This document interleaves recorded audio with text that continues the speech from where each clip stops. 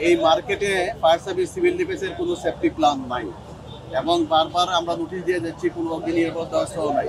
আমরা প্রতিবারেই কিন্তু এই বিল্ডিংটাকে আমরা একবার অগ্নি নির্বাপনের ঝুঁকিপূর্ণ ভবন হিসাবে চিহ্নিত করেছিলাম।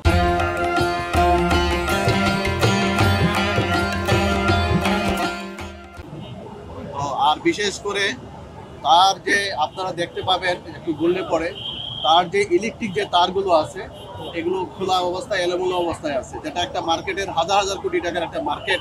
সেই মার্কেটে কোনো অবস্থাতেই এলোমেলোভাবে তারগুলো রাখা সম্ভব না। এলোমেলো তারের কারণেও কিন্তু আগুনটা একদিক থেকে অন্যদিকে চলে গেছে এবং প্রচণ্ড ধোঁয়া সৃষ্টি হয়েছে।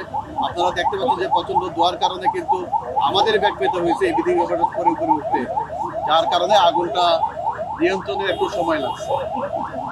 আমরা ৩-৪ বছর আগে আমরা এটাকে ঝুঁকিপূর্ণ লাগিয়েছিলাম। আমরা রাজধানীতে বিভিন্ন বিল্ডিংয়ে অগ্নিকাণ্ডে ঝুঁকিপূর্ণ ভবন লাগিয়েছিলাম। 2টা দোকান শুধু ক্ষতিগ্রস্ত হয়েছে, কিন্তু তারপরও আরো অনেক দোকান ক্ষতিগ্রস্ত হতে পারে। না, অগ্নি নির্বাপনের কোনো ব্যবস্থা ছিল না।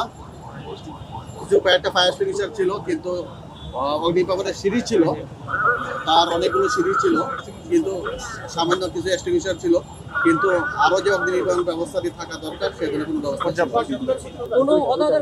না। না, কোনো হতাহতের ঘটনা নাই, আহত নিহত নাই। যেহেতু আগুনটা ছিল 5 তলায় এবং 5 তলায় প্রত্যেকটা গুদাম ছিল, দোকানের গুদাম ছিল, এটা মার্কেটের গুদাম হিসেবে ব্যবহার করা হতো, যার কারণে সবগুলো গুদামের শাটারগুলো কিন্তু লাগানো ছিল এবং করিডোরেও কিন্তু কিছু মালামাল ছিল।